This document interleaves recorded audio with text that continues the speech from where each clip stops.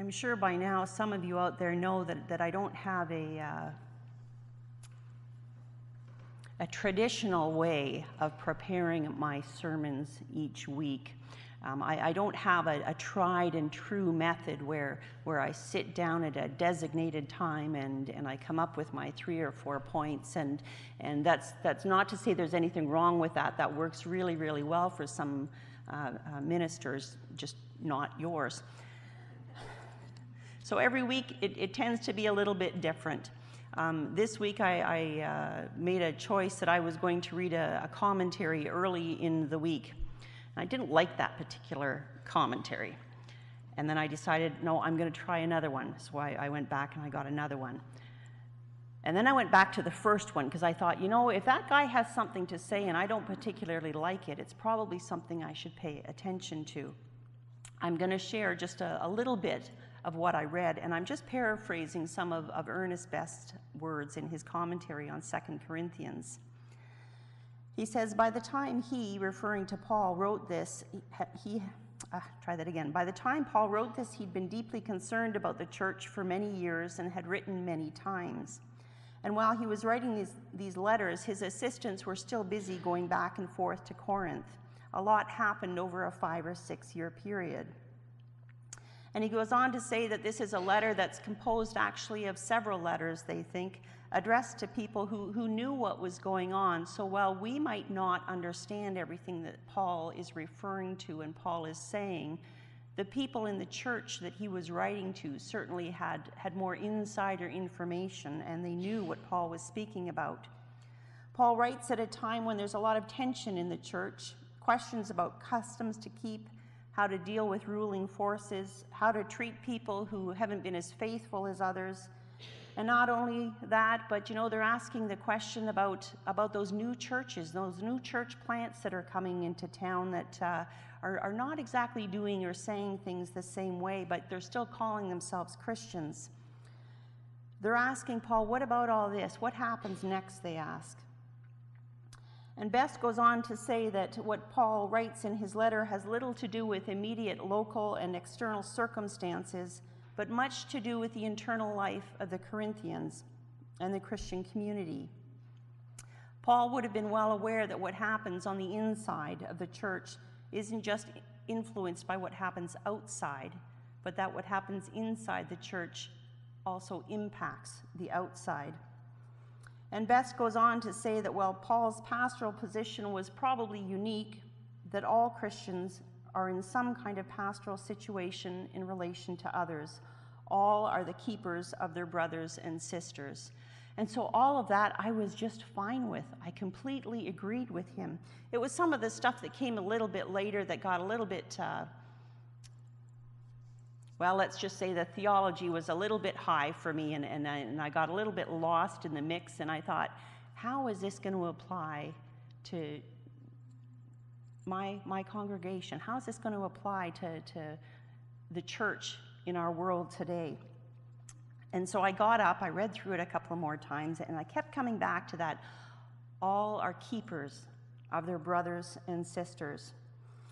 And I thought I'd digest that a little bit. And so I went for a walk. I was at home, and I went for a walk. And if you're online watching, I have an 11-year-old daughter, just so you know. Everybody here knows that. But I went walking, and what I found was not so pleasant, actually. Have you ever stepped on something and you're not expecting it? Well, Emma has Lego people. She has quite a few little Lego people. And I stepped on one of these Lego people. And I can't say that I was very happy about it, but that was okay. But what I couldn't figure out is why this Lego person was on my basement floor where my desk is, when I knew that all of the other Lego people were standing very nicely on Emma's windowsill in her bedroom. And they were all lined up perfectly, looking outside the bedroom window. Excuse me.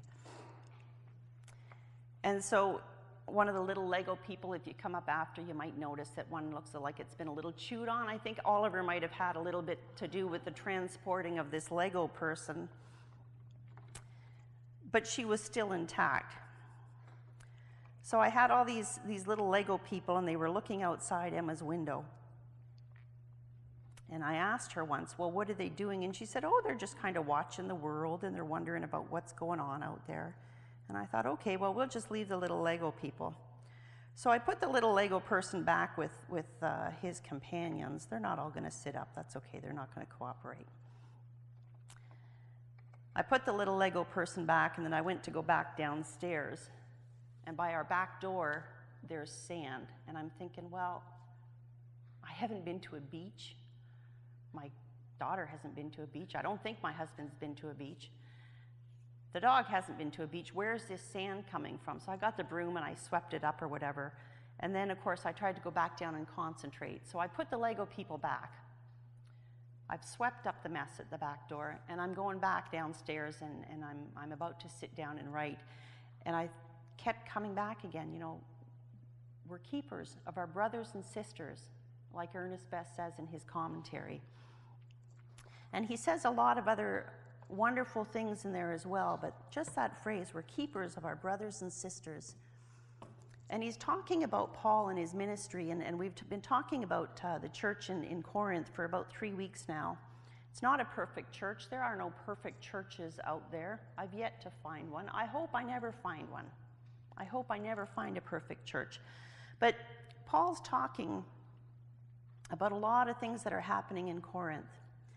And what he's trying so very hard to explain to them is that, you know, there's nothing wrong with the old customs. There's nothing wrong with the Old Testament that they're trying so desperately to hold on to. There's nothing wrong with their laws. He's not saying that at all. But what he's trying to explain to them is that, you know, they're using the laws and they're using their spiritual gifts that we spoke of last week and the week before, perhaps not in the way that God intended. They're using them to build themselves into a box. They're using their gathering places and their customs, and they're keeping themselves nice and safe, and they're staying inside the box. And Paul hears about all these different troubles. He hears about people fighting in the church and trying to get, you know, one up on the other. And he hears about these other leaders that are coming into the community and have these different ideas that aren't necessarily meshing with the Old Testament ways of doing things. And then what happens is, I imagine some of the people didn't take very kindly to what Paul says. And so then, you know, the tension just kind of increases. That's what happens when people feel threatened. The tension increases. And so they try to build those walls a little bit higher. Now, it's not going to work so great with sand, but you imagine if I brought water in here, we could build some nice high walls. But the good thing is, some people listen. Some people listen to Paul and they say, you know, maybe Paul's got a point. Maybe Paul's got a point. Maybe it's not all about the old ways. Maybe Paul's got a point, and that, you know, Jesus Christ has come to show us a different way. And maybe Paul's got a point when he says, you know, it's not just about keeping the old laws. It's not that we need to give all of that up, but that we need to refocus and we need to consider how we're using those laws.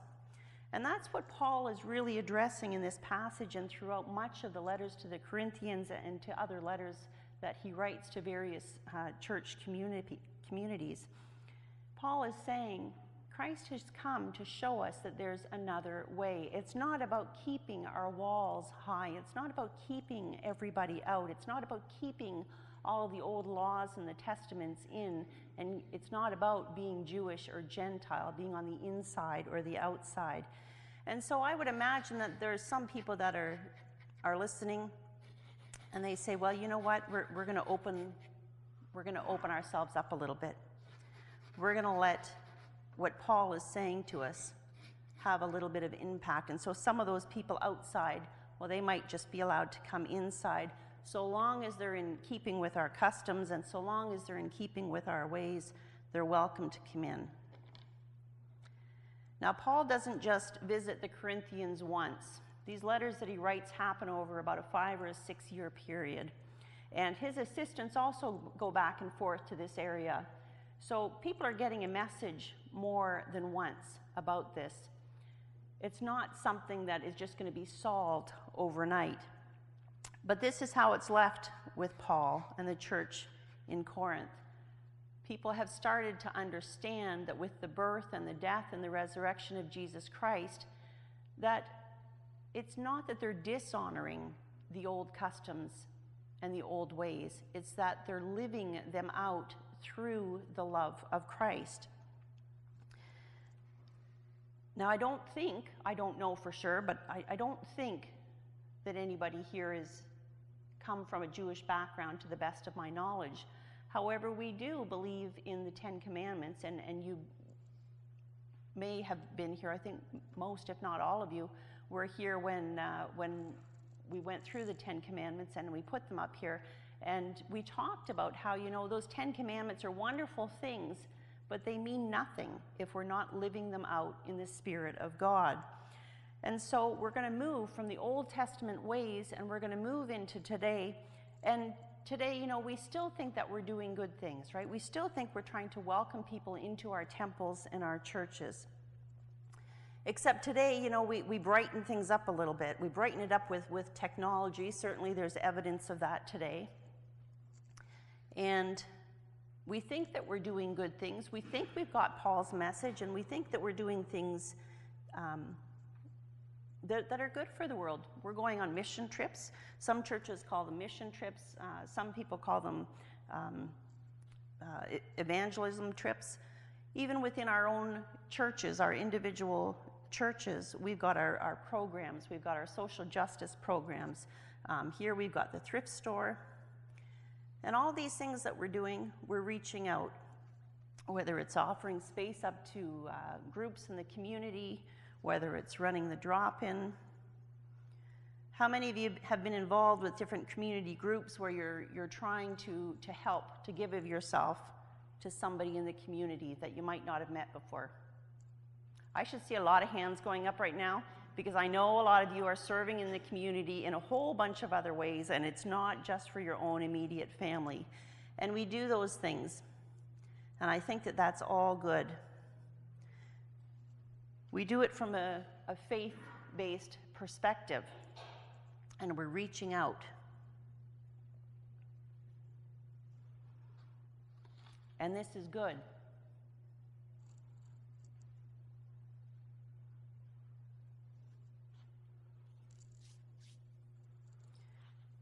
And we put ourselves at the center. And we're reaching out to the rest of the community that lives around us. And this is good. The United Church, in churches that are small, in churches that are big, across the nation, there are churches reaching out to the community in many, many ways. And this is good. Hamilton Conference is actually offering a full-day workshop. I think for $355 you can go and spend the day, and they're going to teach you and walk you through different ways of reaching out to the community, of seeing where the Spirit is in your community. And I think it's wonderful because, to be honest, I know that we've started thinking about all of that here, and you've been doing it for many, many years, long before I came, in different ways. But this coming together and really recognizing that there's more work that needs to be done. And this is good. But what Paul says is it doesn't matter if you're living 2,000 years ago and you open your doors and you try to welcome people in. It doesn't matter if you're living in the year 2016 and you're trying to move out into the community. What matters is whether or not the love of Christ, the source of all those spiritual gifts, the source of all those blessings, the source of everything, is being kept at the heart of it. That's what Paul's message to the Corinthians is really largely about whether or not the love of God is at the center of everything that they're doing. So what Paul's saying is, you know what? This is wonderful. This is good. The fact that the United Church is running programs and offering workshops to teach people where the Spirit is moving in community, that's wonderful. But if we're doing that in the hopes that we're going to get people out there to come in here, then there's a problem. It means that we have lost focus of Paul's entire message throughout his entire ministry. Paul wavers on some things, but not on this message. And that is, it's not about bringing everybody into us. It is about sharing the love of Christ with everybody. It isn't about bringing people to us. It's about bringing people to Christ. It's about introducing people to Christ. It's about doing everything that we say and do from that source of God's love. And he comes back to the resurrection over and over and over again in his writings. And he says, you know, it doesn't always feel good. We talked about that last week, you know, when he was talking love is patient, love is kind, love endures all things. He never said that it was going to be easy to love. He never said that it was going to be pleasant. If you think of sand, how many of you have ever had sand stuck between your toes, or even worse, under your bathing suit? Just be honest, put up your hand, okay? Not a great feeling, right? Paul doesn't say love is always going to feel great. Sometimes it's like that toe that your toes in the sand get stuck in between and you just can't get down there and reach it and get it out of there. It's going to rub you the wrong way. And that's okay. Because if something's rubbing you the wrong way, whether it's a person or a situation, maybe God's trying to tell you something. Maybe God's trying to tell you something. Whatever we do in our life, there's going to be people and situations that just rub us the wrong way. In a ministry program, in the church, in your life, in your families, there's going to be people that rub you the wrong way. But if what we do and what we say is based in love, it's okay if it doesn't feel good all of the time. Okay? Paul's final message to the Corinthians is, you know, it's not about bringing people in. It's not about keeping people out. It's not about disrespecting the old ways. It's not about grasping onto the new ways. What he says is, you know, Christ erases all of these lines. Sometimes it sounds awful. Sometimes it doesn't feel so great. But Christ was brought into this world, God's love in purest form, for one purpose, and that was to give us life. Christ comes into our life, and when we open our hearts, wonderful things begin to happen. Life doesn't always go smoothly. Sometimes it gets a little bit messy. Sometimes it gets a whole lot messy. When I came into the church on Friday, I had tablecloths that I brought upstairs. And I thought, oh, well, you know, the UCW will forgive me if I get the tablecloths dirty. I can wash them. But then, you know, to be sure I wouldn't get any sand. I didn't want to get any sand on the carpet, right? Because that's going to make extra work, and I didn't want Adam to have to do extra work, and I wasn't entirely sure where they kept the vacuum, to tell you the truth. And then I realized, you know, the truth is that life gets messy. And Christ is right there in the mix of it with us. And most importantly, Christ just isn't in the mix with us. Christ stays right in the middle with us. And if we open our hearts and we let Christ in, that is God's greatest wish for us. We blend everybody together. There's no us and them. The people are in the mix. Christ is in the mix.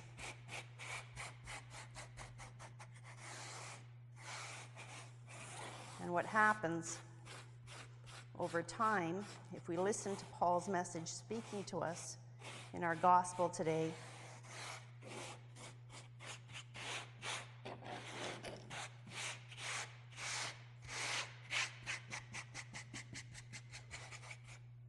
Because what we get left with is a very wonderful thing. I don't know how good that shows up there. You put Christ at the center of all that you do, whether you want to call it evangelism or outreach or social action or whatever it is.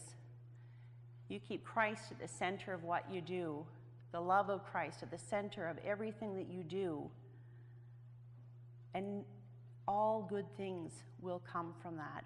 That's what Paul is reminding the Corinthians of. He's saying, you know what, remember who you are, remember whose you are. It's okay if other people are doing their things. It's okay if that's their relationship with the Holy One.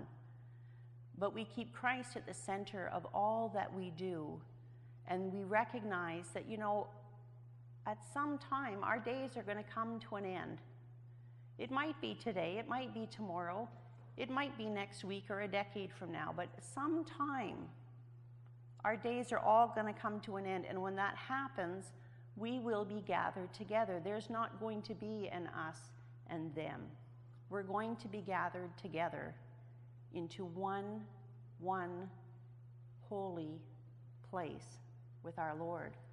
And all of that starts from the center. All of that starts from the love of God. That is the source for everything that we do, for everything that we say.